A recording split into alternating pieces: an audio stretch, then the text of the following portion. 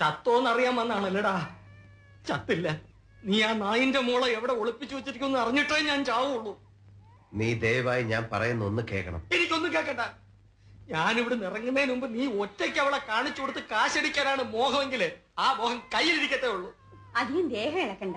ഇനി ഇളകാനൊന്നുമില്ല, എല്ലാ അവന്മാരടിച്ചിളക്കി. ആ കിടക്കണ്ട. ഞാൻ പറയുന്ന ഒന്ന് എന്നെ തുടരുത്. നീ ഇമോഷണൽ ആവരുത്. ആവും ആവും.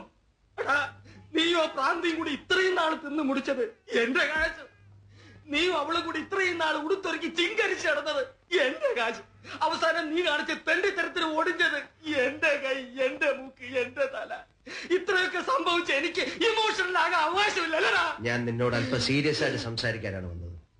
ഇങ്ങനെയൊക്കെ സംഭവിച്ചതിൽ എനിക്ക് വളരെ വിഷമമുണ്ട്. അതറിഞ്ഞതിൽ എനിക്ക് വലിയ സന്തോഷമുണ്ട്.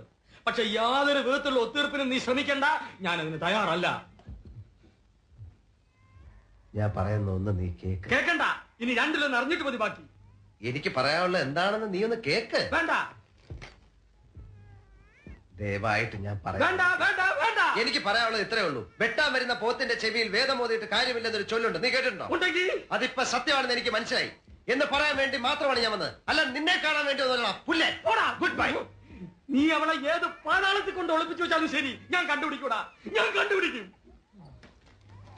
எனக்கு ஒண்ணுமே புரியலையே. உங்களுக்குள்ள என்ன தகராறு? மாங்காத்தூள் எழுதி போடும். வரேன் பேப்பர் வைக்கிறோம். மேடம் உங்களுக்குள்ள என்ன தகராறு?